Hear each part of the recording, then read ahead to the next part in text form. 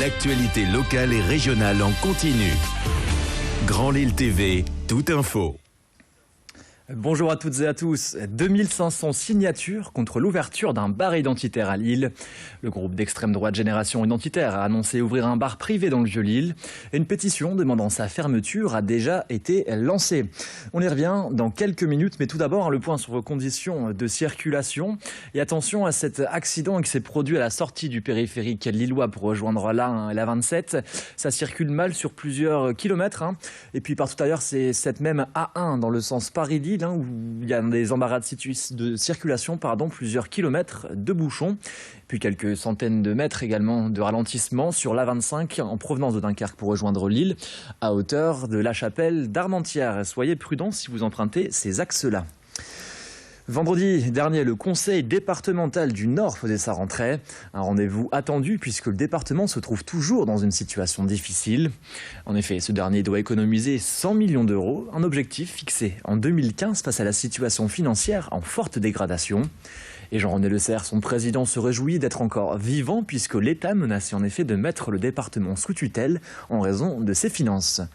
Et lors de cette conférence de presse, il est revenu sur les mesures prises en 2015 afin de faire des économies. Des mesures qui commencent peu à peu à porter leurs fruits. Ainsi, la maîtrise de la masse salariale, la fin de la gratuité des transports scolaires dans certains cas, ou encore un plus grand contrôle des allocataires du RSA. Jean-René Le Serre a également abordé les grands chantiers à venir, comme la sécurisation des collèges, le soutien aux projets de voirie dans différentes communes, ou bien le projet du contournement nord de Valenciennes. Je vous propose de l'écouter au micro de Céline Huret. On est toujours vivant, cela veut dire que le département n'est pas mort juridiquement, que la mise sous tutelle n'est pas intervenue, alors que nous reprenions le chemin extrêmement rapidement en avril 2015, le jour de l'alternance. Ça veut dire que les efforts qui ont été consentis par le département et par les contribuables commencent à porter leurs fruits. Ça veut dire qu'on redevient en situation de faire face à nos compétences obligatoires et que parallèlement, nous sommes capables de faire des travaux pour assurer la sécurité sur les routes, la sécurité dans les collèges et pour retrouver le chemin de la solidarité territoriale auprès des communes et des intercommunalités. Acheter ces jeux à gratter chez un fleuriste, un nouveau coup dur pour les buralistes. Après l'augmentation des prix du tabac, le paquet neutre, c'est désormais un rapprochement entre la Française des Jeux et le réseau de fleuristes Florager qui fait grincer des dents. Et si les buralistes parisiens menacent officiellement la Française des Jeux de représailles, ceux du Nord n'ont pas encore statué mais affichent déjà leur soutien aux collègues de la capitale. Un mauvais coup porté à une profession déjà mise à mal.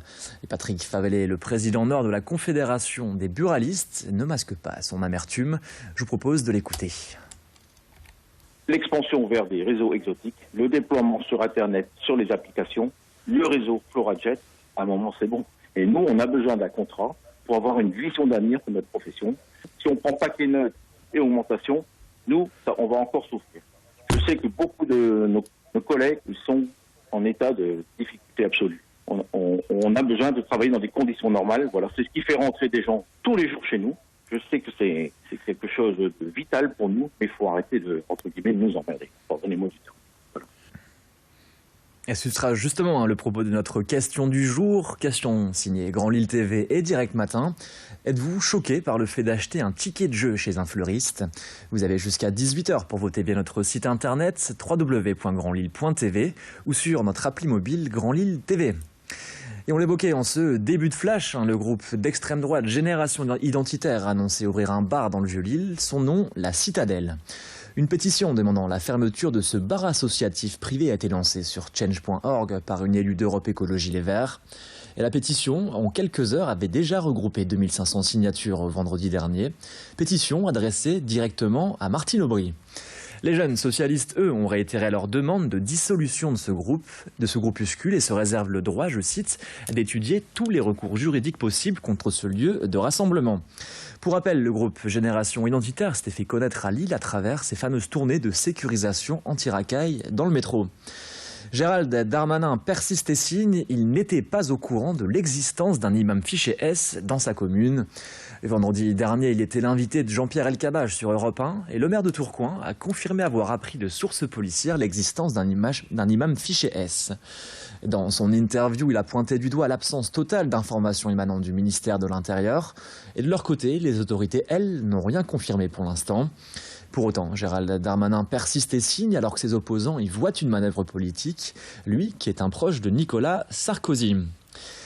Un scandale à présent qui prend de l'ampleur. On écoute Gérald Darmanin au micro de Jean-Pierre Elkabbach. Par un syndicat de police, j'ai appris voilà quelques heures qu'effectivement, il y aurait un imam fiché S dans ma commune. Vous ne le connaissez pas? Je ne le connais pas, manifestement. Je cherche à vérifier cette information. Si cette information est vraie, il est vraiment très important de revoir les relations entre le ministère de l'Intérieur et les maires qui sont les premiers à défendre la République dans leur commune. C'est-à-dire que personne ne vous a informé? C'est manifestement un scandale. Oui. Que cet imam est fiché S. Les syndicats de police qui m'ont alerté me l'ont fait, je crois, par volonté républicaine, et je trouve vraiment scandaleux, pour ne pas dire inacceptable, qu'on laisse les maires qui ont des relations quotidiennes, et je pense que lundi il y a une grande fête musulmane, et j'espère qu'elle se passera dans les meilleures conditions possibles pour tous les Français musulmans.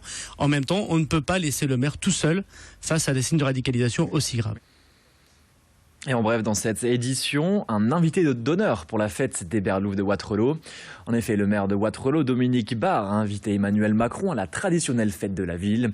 Et chaque année, l'élu convie un ami politique, ce qui est l'un des plus grands vide-greniers de France. Une visite qui ne passe pas inaperçue, puisque jusqu'à présent, le maire PS s'affichait comme un soutien fidèle de François Hollande et Manuel Valls. Allez, c'est la fin de cette édition. Dans un instant, on fait le point sur vos conditions climatiques et le point sur vos routes également. A tout de suite sur Grand Lille TV.